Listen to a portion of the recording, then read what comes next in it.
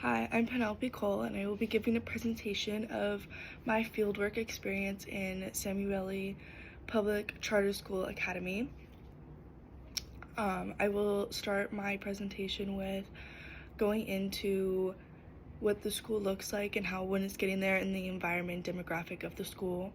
And then I will be giving the 2023 to 2024 report card for the academic year. And then I will go into my experience and what I observed and what I thought is important to share with you guys. So I'd like to start off with Samuele is a public charter school located in Santa Ana, California. When driving up to the school, I've noticed that the environment around the school was not very clean. There was a lot of trash littering and homeless people loitering, something I definitely wouldn't want my students to walk in to get to school, but things have to get done, and I did see students walking to school with their friends and siblings and a lot of smile on faces. I don't think I saw one unhappy face walking into Samuele High School. The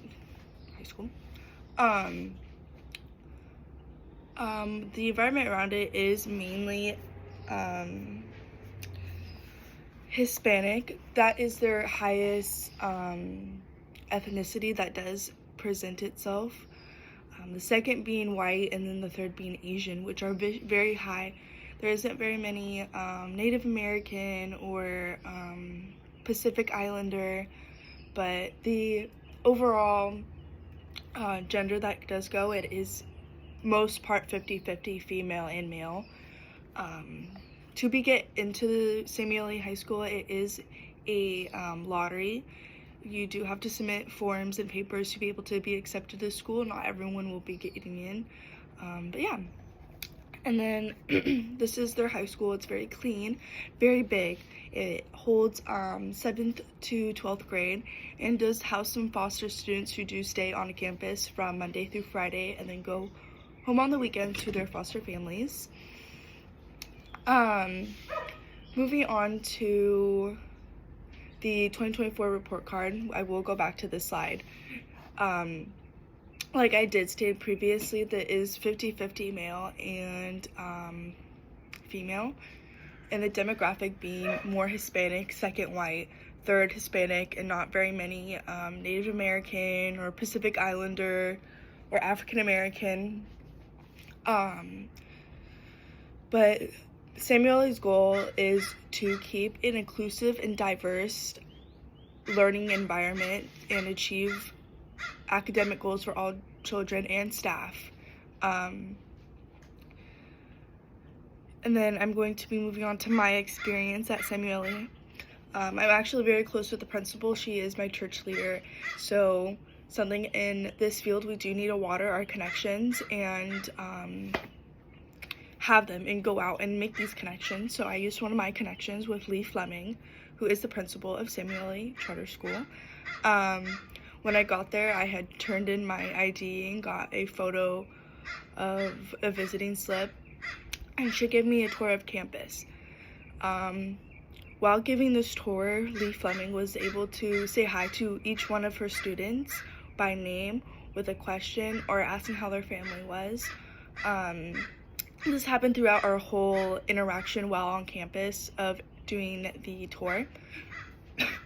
But she did show me their engineering program, where they are hands-on making engineering, and they have fashion classes where they're sewing things and upcycling things, and they are going into competitions for this. And then moving on, they have graphic design, and they have like a F1 racing simulator where they do compete, and then they do have robotics. So it's a very diverse learning environment. You are able to do a little bit of everything and explore things that will move you further in your education. And then after the tour, we had stayed at the front gate of where the students are entering, and Lee Fleming is playing music, Hispanic like salsa music, and dancing and inviting all her students to come in, all with a smile on their face and saying hi by every single student's name. Don't know about you guys, but I don't think I've ever talked to my principal or had a conversation, let alone I don't think my principals knew my name. I was just another student on campus. So I do see the difference in these kids' lives of coming in and being recognized by their name and feeling importance at their school. Moving on to actually sitting into the classroom, I observed a freshman class. They were learning about Dear Evan Hansen and how you could relate the characters from Dear Evan Hansen to Romeo and Juliet. This was really great to see because I did see independent work, group work, and teacher aid and student help, and the teacher and student help. Most of the time it was just single work, and they were able to discuss in groups, and that was mainly the portion of the class. But throughout that portion, the teacher is constantly walking around making sure all her students are on task. Every question is answered by the time it appears in the student's head. The teacher aides are walking around, so there's 2 on-hand helps. Even on the last period, I observed there was a tutor, a teacher, and an aide, all going around asking for help, very on task. So students are constantly being helped and being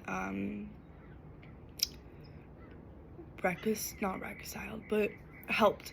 So there is plenty of help on hands, and that is what some students need. We had a 30 student classroom with 3 teachers. That's very abnormal, but I could see that all these kids were happy and they were being helped. And after talking to the teacher, I did learn that most of the Common Core classes are going to have aides. So math, social science, and English are going to have aides every single period. You won't regularly see it in like your Spanish classes or your F1 simulator classes or your engineering classes or your graphic design.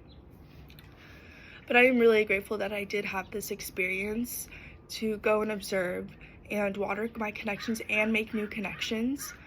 I'm really glad I got to see the community around me in the high schools and how they work and how kids are enjoying the classrooms, and seeing the new generation going into the classrooms and how they act and the formality that they give. But today we did talk about the surrounding environment of Santa Ana of Samuel Charter School. We talked about the 2023 to 2024 report card, and then we did talk about my observance of the high school.